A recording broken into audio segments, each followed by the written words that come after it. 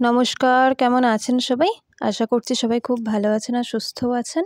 আজ আমি যেটা শেয়ার করব সেটা শীতকালে বাঙালি বাড়িতে হয় না এমন বাড়ি নেই। সেটা হচ্ছে ফুলকপি আলু মাছের ঝোল। প্রত্যেকটা বাড়িতে হয়। আজকে আমি সেই অতি সাধারণ ফুলকপি আলু মাছের ঝোলের রেসিপি শেয়ার করব। তো ফুলকপি আলু মাছের ঝোলকে কীভাবে একটু টেস্টি বানানো যায় সেটাই আজকে আমি শেয়ার করব। প্রথম থেকে শেষ পর্যন্ত দেখতে থাকুন, আশা করছি ভালো লাগবে। ফুলকপি আলু মাছের ঝোলের জন্য তো অবশ্যই মাছ লাগছেই। এখানে আমি রুই মাছ নিয়েছি, আমি অল্প করেই বানাবো, তার জন্য আমি 2টো রুই মাছ নিয়েছি। নিয়ে ভেজে রাখলাম। মাছটা আমি 15 মিনিট নুন হলুদ মাখিয়ে রেখে দিয়েছিলাম, তারপর ভেজে নিলাম।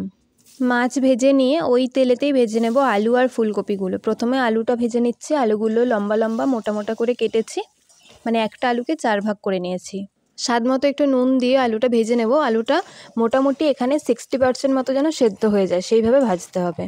একটু লাল লাল করেই ভেজে নেব। তো দেখতেই পাচ্ছেন আলুটা লাল লাল করে ভেজে নেওয়া হয়ে গেছে। আলুগুলো তুলে নিচ্ছি। তারপর ওই তেলেতেই দিয়ে দেবো ফুলকপিগুলো। ফুলকপিগুলো বড় বড় করে কেটে রেখেছি একটু। ওই তেলেতেই ফুলকপিটা দিয়ে একটু হলুদ আর স্বাদ মতো নুন দিয়ে ফুলকপিগুলোও ভেজে নেব ভালোভাবে।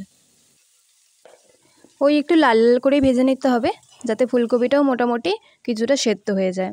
ফুলকপিগুলো দেখুন লাল লাল করে ভেজে নিয়েছি, তুলে নিচ্ছি। এরপর কড়াইতে আরেকটু তেল দিয়ে দিয়েছি। দিয়ে দিলাম পেঁয়াজ কুচি।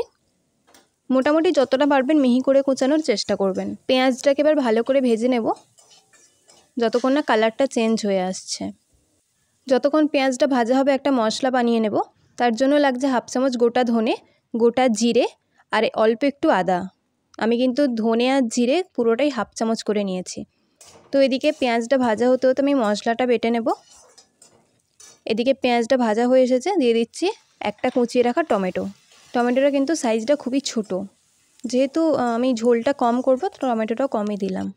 দেখুন টমেটোটাও গলে গেছে ভালো করে।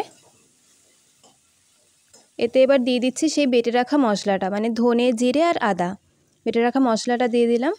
দিয়ে এবার ভালো করে কষিয়ে নেব। একটু জলও দিয়ে দিলাম, দিয়ে ভালো করে কষিয়ে নেব এবার।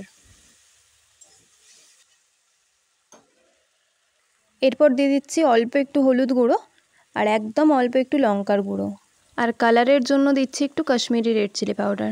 দিয়ে ভালো করে মিশিয়ে নেব। এরপর ভালো করে কষাতে হবে যতক্ষণ না পুরোপুরি তেল ছেড়ে একদম কড়া থেকে মশলাটা পর্যন্ত ছেড়ে যাচ্ছে। দেখুন কড়াতে কিন্তু মশলা আটকে যাচ্ছে না, মানে মশলাটা খুব ভালো করে কষানো হয়ে গেছে।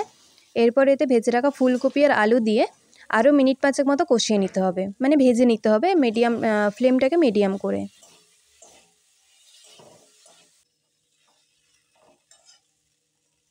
এরপর দিয়ে দেব গরম করে রাখা জল, মানে জলটা আমি হালকা গরম করে রেখেছি, সেই জলটা দিয়ে দিলাম।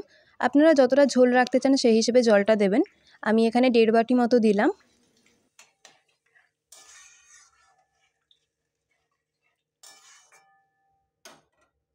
জলটা দেওয়ার পরে যখন দেখব একটু ফুটতে শুরু করেছে, ওপর থেকে দিয়ে দেবো 2টো চেরা কাঁচা লঙ্কা। 7-8 মিনিট মতো ফুটিয়ে নিলে এটা হয়ে যাবে, কারণ আলু আর ফুলকপি অনেকটা সেদ্ধ ছিল। তো দেখুন আমি 7-8 মিনিট পরে আলু আর ফুলকপি খুব ভালো করে সেদ্ধ হয়ে গেছে। এরপর দিয়ে দেবো ভেজে রাখা মাছগুলো। তারপর মাছগুলো দিয়ে হাই ফ্লেমে মিনিট 5 মতো আরও ফুটিয়ে নিলেই একদম রেডি গরম গরম ফুলকপি আলু মাছের ঝোল। গরম গরম ভাতের সাথে কিন্তু এই ফুলকপি আলু মাছের ঝোল খুব ভালো লাগে।